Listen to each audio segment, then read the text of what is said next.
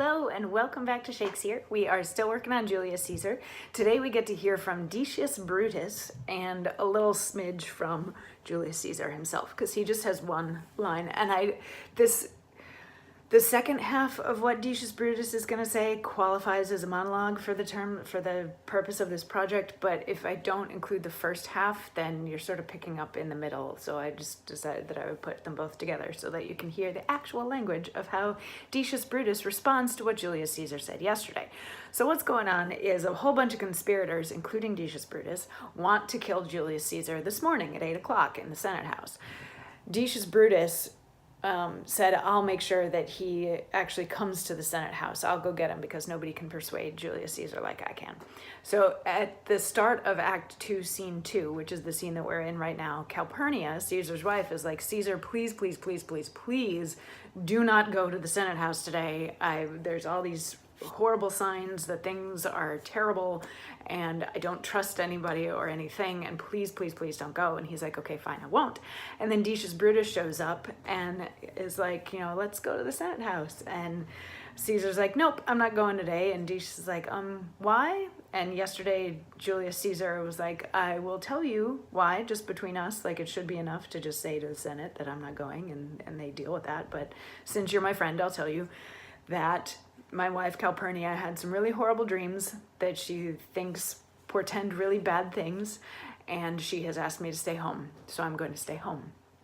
And Decius Brutus replies, this dream is all misinterpreted.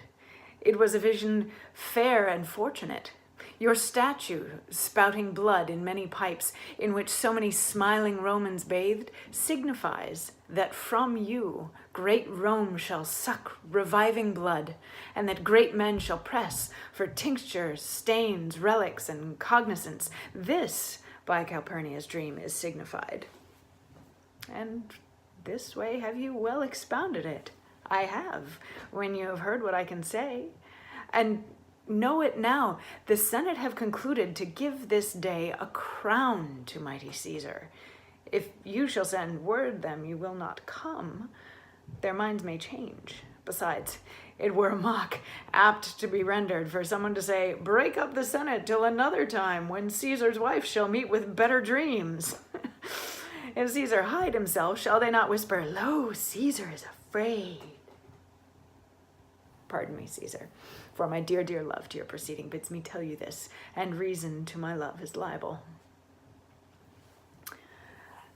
So he convinces Caesar. He tells Caesar that her interpretation of people bathing in his blood is wrong, and what this means is that he's actually reviving them and giving them lifeblood, sort of a thing. So he definitely should come to work today, because also they're going to give him a crown, and how sad for him to not be there when he gets a crown. And aren't they going to say bad things behind his back if he stays home because his wife had a bad dream? Toxic masculinity right there.